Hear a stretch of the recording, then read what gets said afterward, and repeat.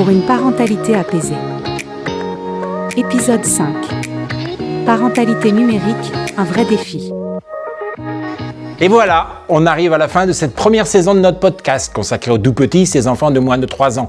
Au fil des épisodes, on a parlé de ces fameux écrans. Nous avons vu que le temps passé devant les écrans est du temps volé à des moments précieux d'interaction, de jeu ou d'exploration.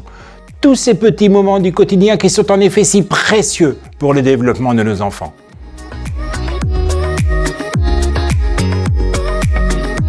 Dans cet épisode, on va faire le point. On va faire le point sur ce que disent vraiment les études. Pourquoi tout n'est pas une question de temps d'écran et surtout, pourquoi vous êtes la meilleure ressource pour votre enfant. Mais on va parler aussi d'un sujet souvent oublié, l'impact des écrans sur les parents eux-mêmes. Alors installez-vous confortablement. On est ensemble pour un petit moment bienveillant, sans pression, sans leçon, juste de quoi souffler, penser et peut-être voir les choses autrement. Bonjour, je m'appelle François-Marie Caron, je suis pédiatre. J'ai été le président de l'Association française de pédiatrie ambulatoire et je fais partie des nombreux experts de notre site de conseil aux parents, mpedia.fr.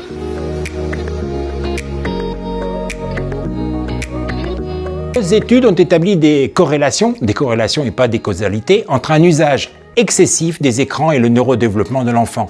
On entend trop souvent dire que les écrans peuvent freiner l'apprentissage du langage, ce qui semble à première vue assez logique, mais en fait, la réalité, elle est bien plus nuancée. Parce que tout dépend du contexte, le contenu, la manière dont les écrans sont utilisés, la présence ou non d'un adulte.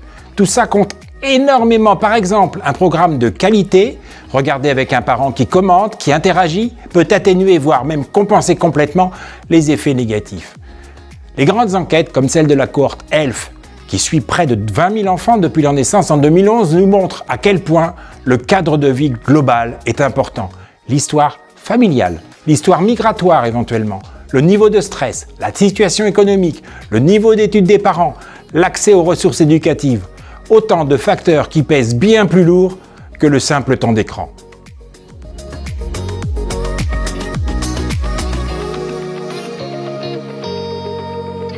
En fait, accuser uniquement les écrans, c'est passer à côté de la vraie question, les inégalités. Ce sont elles, plus que les tablettes ou la télé, qui expliquent les écarts de développement chez les enfants avant même l'entrée à l'école. Certains enfants exposés quotidiennement aux écrans grandissent dans un environnement très stimulant, avec des moments partagés, des jeux, des échanges, tout va bien. Dans d'autres familles plus en difficulté, et parfois même des enfants qui ne regardent jamais les écrans, les enfants peuvent manquer d'occasion de découvrir, de jouer ou d'échanger avec un adulte disponible. Et dans ces familles, les écrans sont en fait souvent très présents. Ce n'est pas par négligence, c'est parfois une bouée de secours, dans un quotidien épuisant, une façon de gérer, de souffler un peu. Et ça aussi, ça mérite d'être entendu, sans jugement.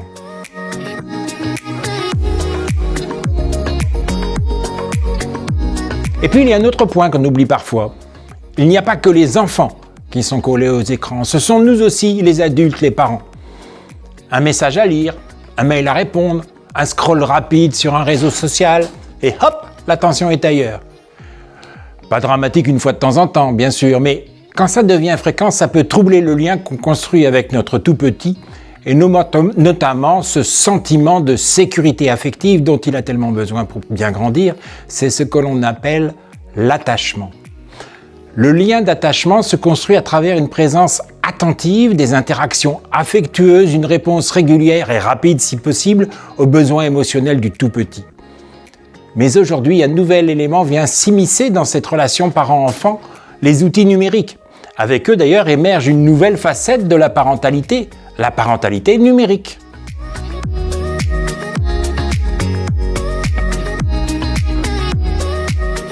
Et c'est là qu'intervient la technoférence. Ce mot un peu étrange désigne l'interférence des technologies dans les interactions entre parents et enfants, la technoférence.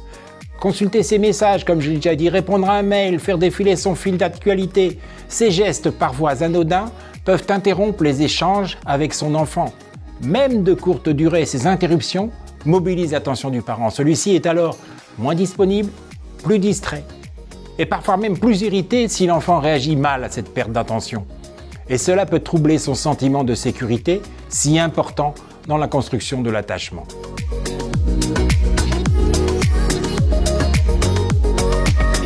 C'est pourquoi il est essentiel pour les jeunes parents de prendre conscience de leur propre usage des écrans. Certaines situations vont rendre les parents encore plus vulnérables à ce qu'on appelle la technoférence. L'ennui ou le besoin de lien social quand on est seul avec un bébé, ce qui n'est pas facile pour tout le monde. Le stress, l'anxiété, la fatigue, la dépression ou même simplement des émotions difficiles à vivre en ce moment. Et il faut savoir que le comportement de l'enfant va jouer aussi un rôle.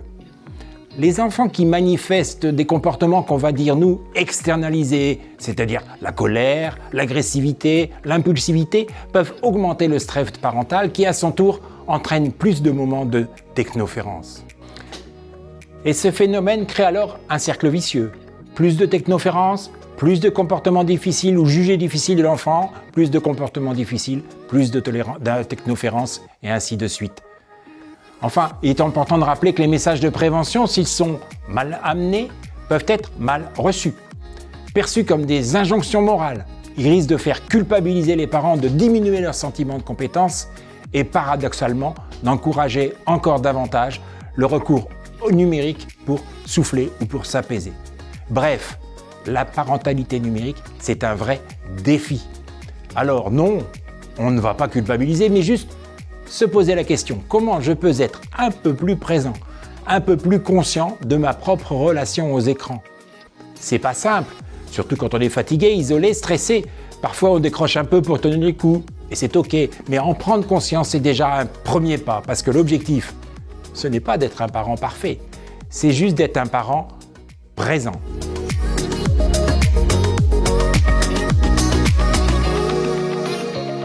Allez, encore quelques conseils avant de se quitter. Les livres, je sais, les livres, on n'en a pas parlé. Pourtant, ils sont essentiels. Lire une histoire à son enfant, tout petit, mais même aussi quand il sait déjà lire tout seul plus tard, c'est un moment de lien très fort. Du coup, on y reviendra dans un épisode spécial sur la lecture pour tous les âges.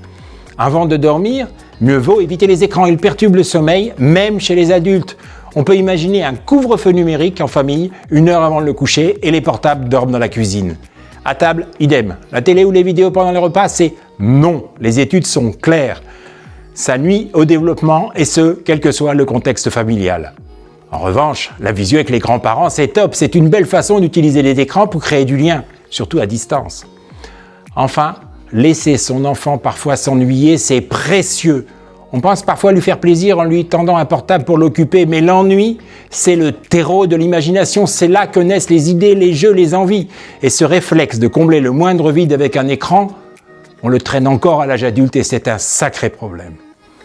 Voilà, j'espère que cette saison vous a apporté quelques repères, quelques clés, sans pression, sans injonction, juste de quoi réfléchir, ajuster, s'écouter et accompagner son enfant avec confiance. Et si je devais résumer tout ça en une seule phrase, vous la connaissez, la meilleure application pour votre enfant, eh bien c'est vous.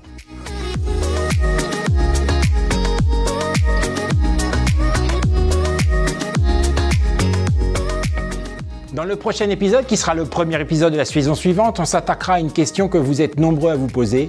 Mais alors, combien de temps d'écran pour mon enfant selon son âge? Spoiler, la réponse est plus simple qu'on le croit, mais elle a le mérite d'être expliquée. Alors, à très bientôt. Si vous avez aimé cet épisode, n'hésitez pas à le liker, n'hésitez pas à vous abonner si ce n'est déjà fait, n'hésitez pas à le partager à vos amis et à très bientôt pour la suite de cette aventure.